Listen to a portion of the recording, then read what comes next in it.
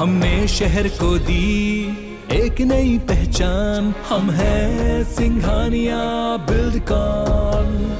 वैसे शुक्रवार का पूरा दिन केंद्रीय मंत्री अमित शाह के भोपाल विजिट और भाजपा के मेगा आदिवासी शो के नाम रहा।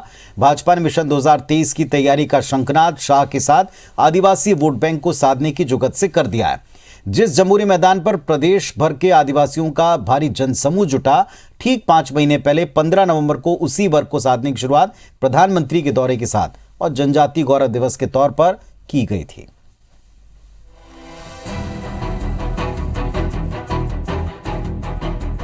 पिछले 8 महीनों की ये 3 तस्वीरें साफ साफ इशारा कर रही हैं कि मिशन 2023 के लिए बीजेपी का एजेंडा क्या है।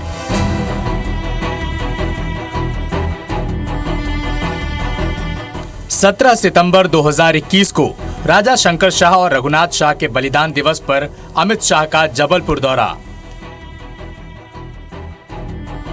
15 नवंबर 2021 को आदिवासी गौरव दिवस में पीएम मोदी का शामिल होना और अब अमित शाह का भोपाल दौरा। बीजेपी ये संदेश देने की कोशिश कर रही है कि वो आदिवासियों की सबसे बड़ी हितैषी है। अमित शाह भोपाल में 8.5 घंटे से ज्यादा देर तक रुके।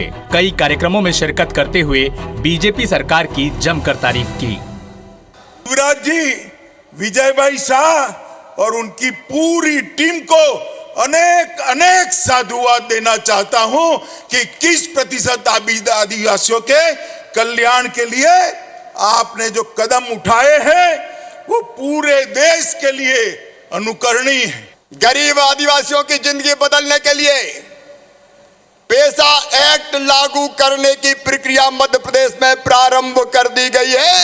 सामुदायिक वन प्रबंधन का अधिकार दिया है। ये जल, ये जमीन, ये जंगल, ये आपके हैं।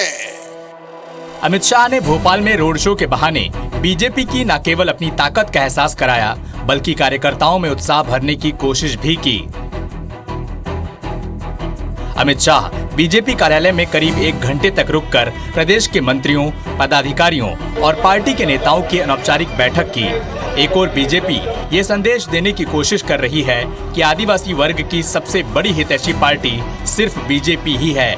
हालांकि कांग्रेस अमित शाह के दौरे को लेकर सवाल उठा रही है।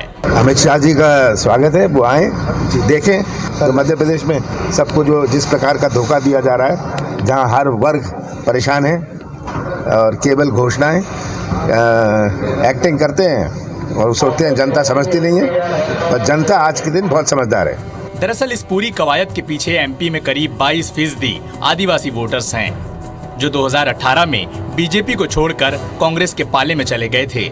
आदिवासियों के लिए रिजर्व 47 सीटों में से सिर्फ 16 सीट ही बीजेपी जीत पाई थी, जबकि 2013 में बीजेपी के पास 32 सीटें थी। राजनीति में आधुनिक चाणक्य कहे जाने वाले अमित शाह के इस दौरे के साथ बीजेपी ने आदिवासी वोटरों को अपने पाले में लाने की कोशिश शुरू कर दी है। अब देखना है 2023 के पहले बीजेपी की कोशिश कितनी रंग लाती है। सुधीर दंडोतिया, IBC 24, भोपाल।